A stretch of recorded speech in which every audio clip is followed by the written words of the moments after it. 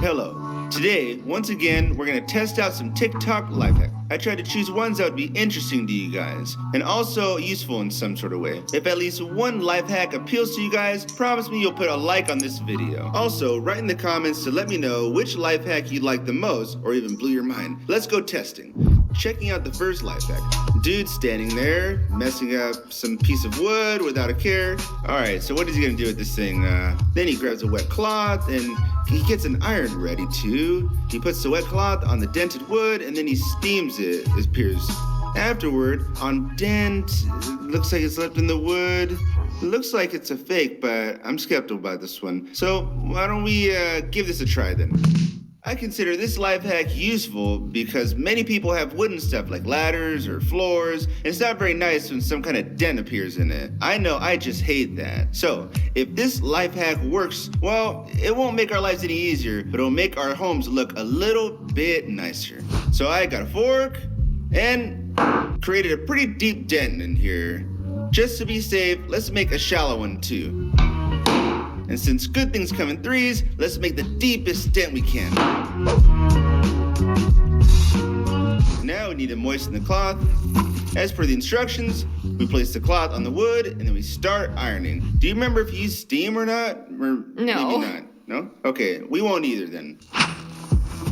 In the end, here's what's left of the small dent and the medium dent and the big one here. Big one slightly improved, but you can see how it came out pretty much. So I'm gonna give this life hack kind of a mixed review, like plus minus. It does kind of smooth out dents, but not perfectly. So let's move on. The second life hack involving phone cases. We mix vinegar with baking soda, and then we use a cotton ball to rinse a dirty case. Then wipe it out with toothpaste, as you can see, and then let's sit for a few minutes, and then we add the acid here. After that, what we're gonna do is rinse it again, and then voila, a perfectly clear case. This is a really cool idea and I really hope it works. So I'll add baking soda, pouring in vinegar. The guy in the video didn't get the same reaction for some reason. I don't know, let's see why.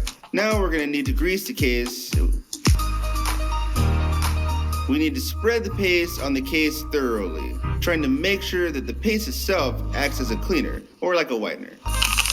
Mixing it all up and pouring it on our dirty phone case.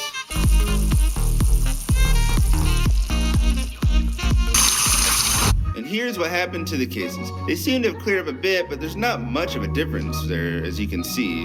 But no, on your screen, you can see the before picture and the after picture from our experiment. If you think the experiment worked, well then you guys can comment below in the comments. I, on the other hand, I didn't think it did. So I'm gonna give the life hack a minus. It often happens that when you take some money out of your pocket, it ends up being all crumbled up, right? I mean like this. Imagine bringing that to a fancy restaurant. You'd feel embarrassed to give it to the waiter, wouldn't you? So the next life hack claims that you can make a bill perfectly straight again. So let's see. All you need is a hair straightener. In this case, it's tested on a dollar bill. And the hair straightener smooths it all out. I took the dollar for testing for this reason, because the difference is from the ruble and its properties. We start by testing it on a dollar bill. So if it works, we'll try a 5,000 ruble bill. I'll only give this life hack a plus if the bill is perfectly smooth with no creases. So let's give it a shot. Well, it's kind of working. I still see creases, trying to make it perfect. I don't like that. Just so you know, these bills aren't real. Not printer paper. In the end, we have a smoothed out bill, but not absolutely perfectly. I don't think it's worth ruining a 5,000 ruble bill, but let's mess around with it a little bit more. For the fun of it, let's have a go at it with the iron. Let's go back to life hack number 1. After all, paper comes from trees. And from the first life hack, we learned that wood somehow gets rid of dents with an iron and a wet cloth. So, now we're gonna try and place this bill, put a cloth on top of it, and then we'll try to super smooth effect with it. So smooth that there won't be a single crease in it. So, what do we see? Well, it seems to have smoothed out, and it got wet too, so we gotta dry it. Poor Bill. We didn't achieve perfect smoothness, but I think we did straighten it out a little. I'd give this life hack both a plus and a minus, but it's kind of obvious. Now, this isn't a life hack, but it's something very amusing that really made me smile. We see cardboard, they trace feet on the colored cardboard, they draw it and cut it, roll it up, some sausage thing, attach the feet to it, sticking 2 knitting needles to tape, attach the feet to the tape and then they launch it. This thing looks mesmerizing. I included it in this episode just for the fun of it. So, the question is, how well is it going to work and how long is it going to last? Oh, well, seems we need slightly smaller feet. Let me draw them, all right? Take off my socks, cover the cardboard as much as possible, outline what we have here, adjusting, cutting it out, making 2 tubes, attach them to the feet exactly as shown in the video, stick these sticks with tape here, insert them onto our feet. Well, there you go. You know, I feel like it's not gonna work at all, but you know, it's definitely worth a shot. So, what's the issue? It looked like really cool in the video, and I rewatched the video, and it turns out I messed up right here. I needed to move this attachment closer to the toes, and then place it on the bottom, not the top. So, let's do it like this. And now it's time to test it out. It's better than nothing. Let's give it one final touch. Whether it works or not, I'm still gonna give this trick a plus because it's super doable, but not as cool as shown inside the video. And maybe even throw a little minus.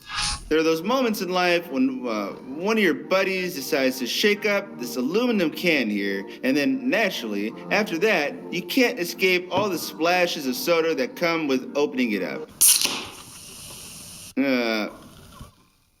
I'm not sure if it's even worth testing the life hack I prepared for you, you know? But let's give it another try. Let's shake it up here. Oh, it kind of works every now and then. With the can opening and splashing like that, let's still see what I prepared for you. Here's this guy. He shakes up the can really well. He waits for about 15 seconds, and he says, well, as he's explaining it here, then he starts tapping on the can, like just flicking it, like all over the top. In my opinion, during that time, the gases have like settled down on their own, but there's really no point in tapping the can like that. I don't think it's doing anything. However, he keeps doing it, and opens a can, and no splashes. I prepared another aluminum can just in case, and we're gonna test the life hack on this one. Alrighty, let's shake it up super nicely and shake it up so much that I can feel it expanding. Alright, that's it. Alright, waiting for 15 seconds. But what's the point of this life hack if you just wait 15 seconds with all this tapping, right? Well, we'll do it as a life hack before. Who knows? Maybe we can make it explode after this life hack. Who knows? Alright, 15 seconds have passed. Let's start tapping the can. Well, more specifically, the top. You might assume that by doing these taps, we just shake the can even harder, but what do you have to say, cameraman? I'm saying you just settle down over time, that's all. We still need to do the reliability test on this life hack, so we got 3 more cans of cola. Shake them up all at once. Do more. Done. All right, let's open one up right now. Okay, it splashed. We won't do anything with the second one, and with the third one, let's keep tapping it with our fingers, but we'll wait 15 seconds, as mentioned in the video. All right, start tapping it. There's nothing. If there's foam now, then the life hack totally works. The life hack is utterly useless. Absolutely. If you shake a can and just wait for 15 seconds, there won't be any foam at all. I give this life hack a huge minus. It's pointless. You know, there's moments when you're just chilling on YouTube and you want to prop up your phone somehow.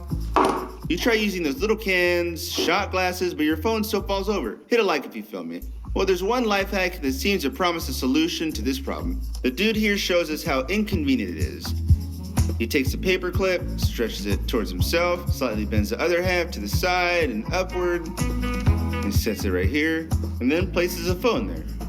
Very simple and seems kinda reliable. The iPhone doesn't want to move, no matter how he twists it and turns it. Let's try it the same way. We'll bend one side up, then lift this one end up here too, and then we got ourselves a stand. Let's play some video games for convenience and pop the phone into our makeshift stand. Let's try it again. It's somehow bent like this. Okay, here we go. Amazing. Look at that. Problem solved, you guys. At least you can prop it up like this and peacefully watch your videos. It's just absolutely Perfect. In my opinion, this life hack deserves a total plus. A bright green one, a big one. You know, there's these t-shirts with just one word written on them, and they can cost like $5K. Unreasonably expensive. I'm talking about brands like Supreme or Gucci, so I found a life hack that allows you to kinda in a lame way, but still make a print on any shirt. Of course, we absolutely have to test this. So we need some sort of shirt with nothing printed on it, and then we need a food wrap, and a printed image for the image, and anything, even on paper like merch. And then we cover the image with the wrap, and then iron on it, and then wrap the sticks to the shirt. And then we get an image on top of the shirt. Sounds like a fairy tale, but we gotta test it for sure. Also, I think the shirt should definitely be synthetic, not cotton material. If you didn't know, synthetic is basically like plastic, and the cotton is a plant. But that's only for those who didn't know. We'll make blogger merch. I'm talking about Angelina. Unfortunately, Angelina hasn't been in many videos recently because for some reason the audience has a negative perception of her. There are a lot of nasty comments and she freaked out and kind of left, unfortunately. To cheer up a bit, let's put her face on a shirt, trimming off the excess.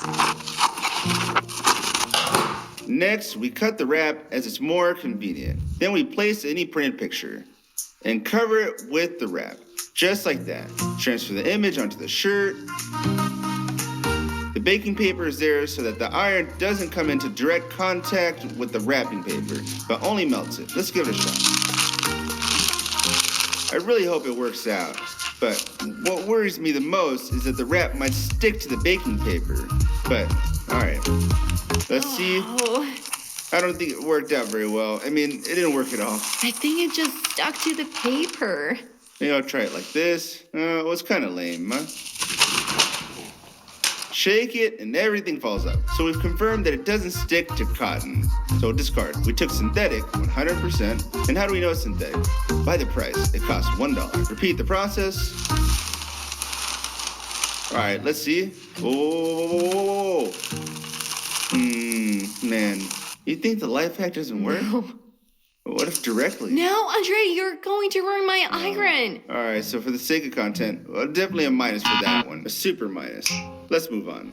Imagine you gathered with friends to chill, bought some chilled champagne, but you forgot to bring some opener to get the cork out of it. It's terrible when that happens. But luckily, one of your buddies has a lighter on it. So what do we do? All right, what do we take? All right, he tries to poke it, but it's not working.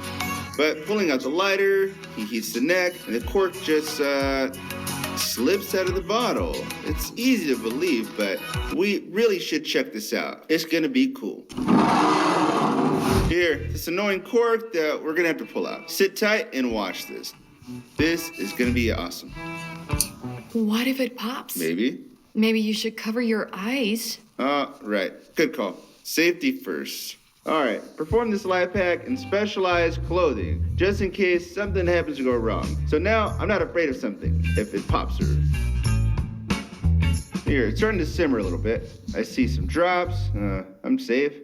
No, everything's okay. These life hacks make life easier. Hold on, look! Look! Whoa! Whoa, it's already coming out slowly. Slowly coming out.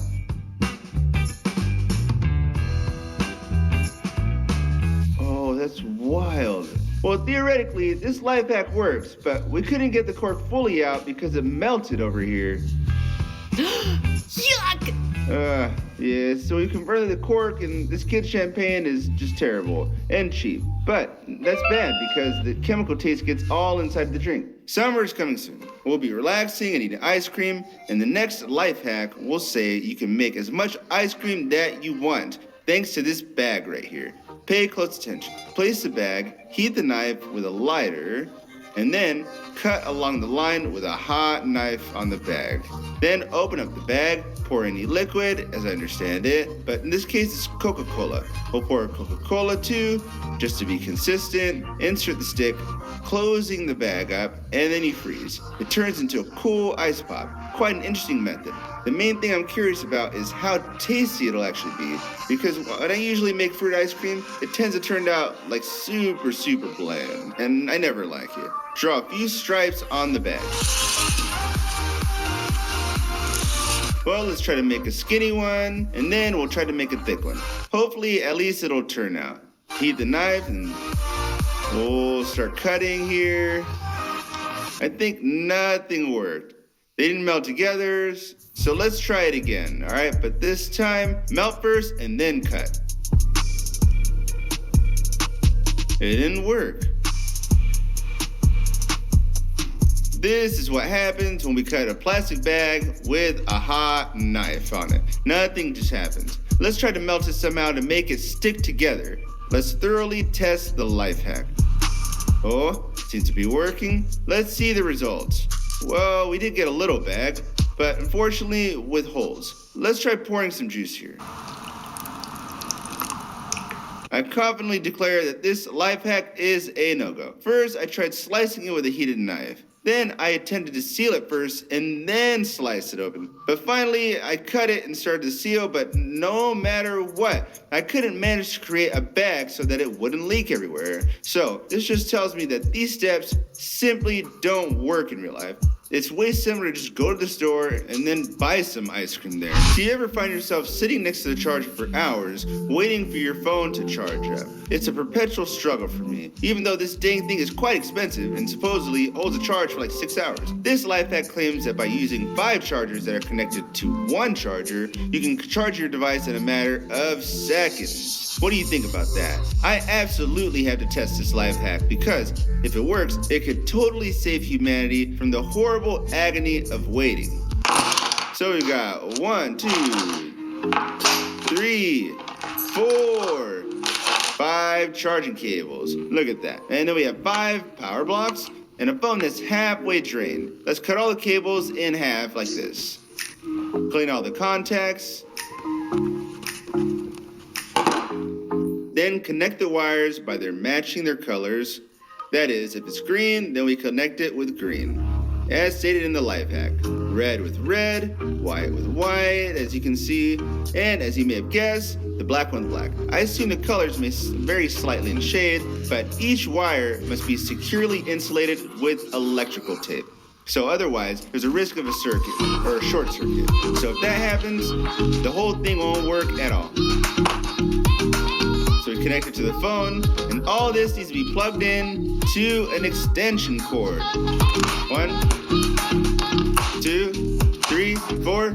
Oh man, we're missing one. All right, it's fine. I plugged it into the socket, so now let's switch it on. I won't risk sticking it into the phone right away, so first I want to see if I won't get a short circuit from this thing. So if everything's fine, then I'll continue. For safety, all right, all good. Now, let's see how it works with the phone. Will it charge it at all?